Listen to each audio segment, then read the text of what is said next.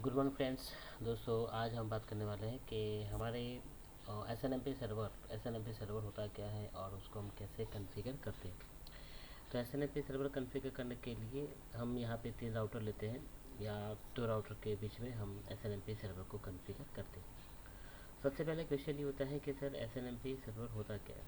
तो दोस्तों, जब हम एज अ नेटवर्क इंजीनियर काम करते हैं, एज ए सिक्योरिटी एक्सपर्ट जब काम करते हैं, तो हमें बहुत सारे डिवाइस को मैनेज करना पड़ता है। तो वो डिवाइस रिमोट साइट पे हो सकते हैं, आपके राउटर्स हो सकते हैं, आपके स्विचेस हो सकते हैं, डिवाइस हो सकते हैं, फायरवॉल हो सकते हैं। तो दोस्तों, ऐसे डिवाइस को जब आप अपने रिमोट साइट से जब आपने उसके डेटाबेस को जब एक्सेस करना है, डेटाबेस के अंदर कुछ चेंजेस करना है, कुछ मॉडिफिकेशन करना है, तो वो डेटाबेस को एक्सेस करने के लिए हम S N M P server का यूज़ करते हैं। तो दोस्तों, मैंने यहाँ पे 2 राउटर लिए हैं और 2 राउटर के बीच में हम कनेक्शन करते हैं और कनेक्शन करने के बाद हम यहाँ पे S N M P server को कॉन्फ़िगर करेंगे। दोस्तों, यहाँ पे मैं जो आईपी देने वाला हूँ वो है 10.10.1 और राउटर पे हम आईपी देते हैं 10.10.2। और आईपी देने के बाद हम इंटरफेस कॉन्फ़िगर करेंगे। राउटर का इंटरफेस GigaByte 0/0, वहाँ पे आईपी देंगे। और यहाँ पे हम इंटरफेस पीसी का जो इंटरफेस है कंप्यूटर का, वहाँ पे हम 10.2 आईपी देते हैं। तो 10.10.1 एंड 10.2 ऐसे आईपी के साथ हम कॉन्फ़िगर करते हैं। तो 10.10.2। अब S N M P server configure करेंगे।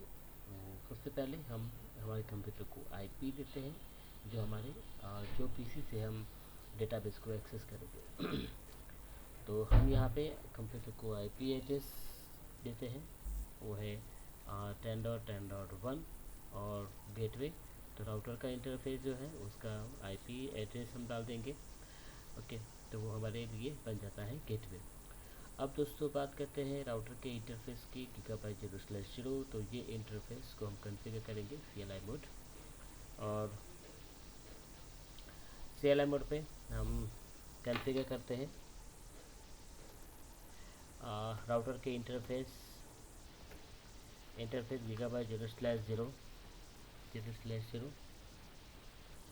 और आईपी एड्रेस 10.10.2 और उसका सबनेट मास्क। ओके, फिर पोर्ट ऑफ कर लेते हैं। ओके, और बाहर निकल जाते हैं। अब हम यहाँ पे S N M P server को कॉन्फ़िगर करेंगे राउटर के अंदर। तो S N M P server जिसका आईपी हम यहाँ पे रखते हैं 10.10. आप यहाँ पे क्वेश्चन मार्क करके कमांड देख लेते हैं।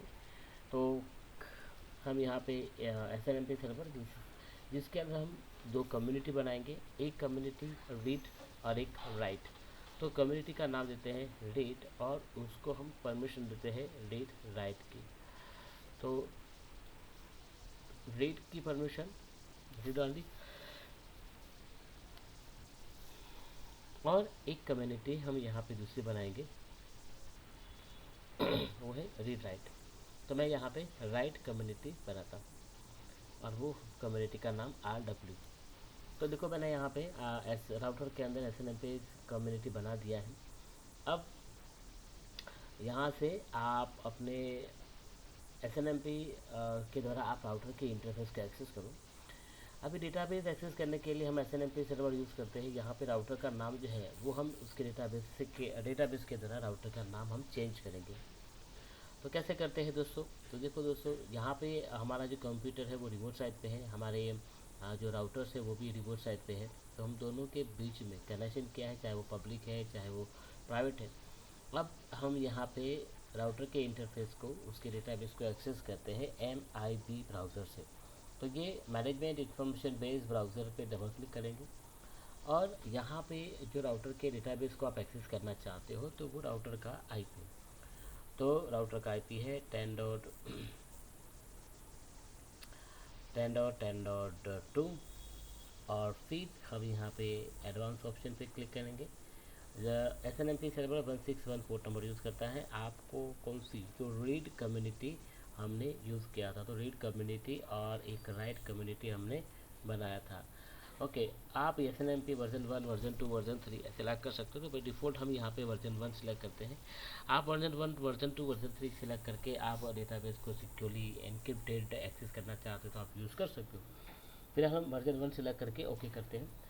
और यहाँ पे आप एमआईबी ट्री देख सकते हो, जहाँ पे एस एन एम पी के द्वारा राउटर की डेटाबेस एक्सेस हो सकता है। आप यहाँ पे राउटर के एस आई डी पे डबल क्लिक करेंगे, राउटर की ISO फाइल पे डबल क्लिक करेंगे, ORG फाइल पे डबल क्लिक करेंगे, DOD फाइल पे क्लिक करेंगे, इंटरनेट फाइल पे क्लिक करेंगे, मैनेजमेंट कंसोल पे क्लिक करेंगे, MIB ब्राउज़र के डेटा पे क्लिक करेंगे, सिस्टम्स पे क्लिक करेंगे। और आप यहाँ पे डिवाइस सिस्टम